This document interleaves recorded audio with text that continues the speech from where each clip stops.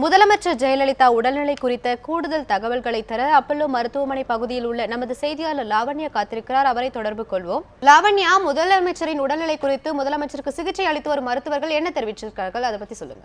கடந்த செப்டம்பர் 22ஆம் தேதி தமிழக முதலமைச்சர் ஜெயலலிதா அப்பல்லோ மருத்துவமனையில் சிகிச்சைக்காக அனுமதிக்கப்பட்டிருந்தார். இந்த நிலையில் அவருக்கு இன்று வரை சிகிச்சை அளிக்கப்பட்டு வருகிறது.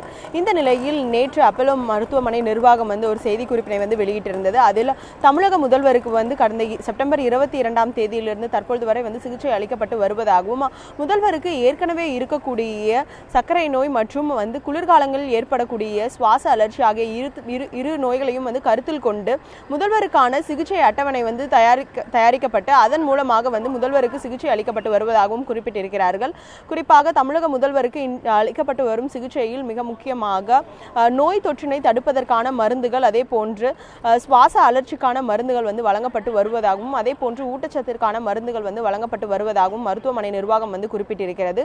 எனவே அதாவது தமிழக முதல்வரை இந்த போன்ற நோய்களிலிருந்து காப்பாற்றுவதற்காகவும், அதே போன்று இது போன்ற நோய்கள் மீண்டும் தமிழக முதல்வருக்கு வராமல் இருப்பதற்காகவும் மருத்துவர் குழுவினர் தீவிர சிகிச்சை அளித்து வருவதாகவும் மருத்துவமனை நிர்வாகம் குறிப்பிட்டிருக்கிறது. இதற்கான பல்வேறு துறையை சார்ந்த மருத்துவ நிபுணர்கள் இதில் இடம்பெற்றிருக்கிறார்கள். குறிப்பாக அப்பல்லோ மருத்துவமனையில் ஏற்கனவே அமைக்கப்பட்டிருந்த மருத்துவ குழுவினருடன் இணைந்து எய்ம்ஸ் மருத்துவர்கள், அதே போன்று லண்டனில் இருக்கக்கூடிய சென்ட் தாமஸ் மருத்துவமனையை சார்ந்த டாக்டர் ரிச்சர்ட் பீலே ஆகியோரும் சென்னை விரைந்து மருத்துவ குழுவினருடன் ஆலோசனை மேற்கொண்டு முதல்வருக்கான சிகிச்சையினை வழங்கி வருவதாக மருத்துவமனை நிர்வாகம் நேற்று வெளியிட்டிருந்த செய்திக்குறிப்பில் தெரிவித்திருக்கிறது. மஞ்சு. லாவண்யா, தொடர்ந்து இன்றும் எய்ம்ஸ் மருத்துவர்கள் குழு முதலமைச்சருக்கு சிகிச்சை அளித்து வருகிறார்கள், அதை பத்தி சொல்லுங்க. அதாவது மஞ்சு, நான் ஏற்கனவே குறிப்பிட்டிருந்தது போல நேற்று வெளியிடப்பட்டிருந்த அந்த செய்திக்குறிப்பில் மருத்துவமனை நிர்வாகம் எய்ம்ஸ் மருத்துவர்கள் நேற்று முன்தினம் சென்னை விரைந்ததாகவும், அதே போன்று அப்பல்லோ மருத்துவமனையில் ஏற்கனவே தமிழக முதல்வருக்கு சிகிச்சை அளித்து வரக்கூடிய நிபுணர்களுடன் ஆலோசனை மேற்கொண்டு எய்ம்ஸ் மருத்துவமனை சார்ந்த 3 மருத்துவர்கள், அதாவது மருத்துவர் நிதிஷ் நாயக், மருத்துவர் கிலானி, அதே போன்று மருத்துவர் அஞ்சான் திரிகா ஆகிய 3 பேரும் முதல்வருக்கு சிகிச்சை அளித்து வரும் மருத்துவ குழுவினருடன் ஆலோசனை மேற்கொண்டு அவர்கள் முதல்வருக்கான சிகிச்சையினை எவ்வாறு துரிதமாக மேற்கொள்ளலாம் என்பது தொடர்பாக ஆலோசனை மேற்கொண்டதாகவும், அதன் அடிப்படையில் முதல்வருக்கு பல்வேறு விதமான சிகிச்சைகள் வழங்கப்பட்டு வருவதாகவும், குறிப்பாக முதல்வருக்கு இந்த சுவாசத்திற்காக, அதாவது குளிர்காலத்தில் ஏற்படக்கூடிய சுவாச அலர்ச்சிக்கான சிகிச்சைகள் தீவிரமாக வழங்கப்பட்டு வருவதாகவும் நேற்று வெளியிடப்பட்டிருந்த செய்திக்குறிப்பில் தகவல்கள் வெளியாகியிருந்தன.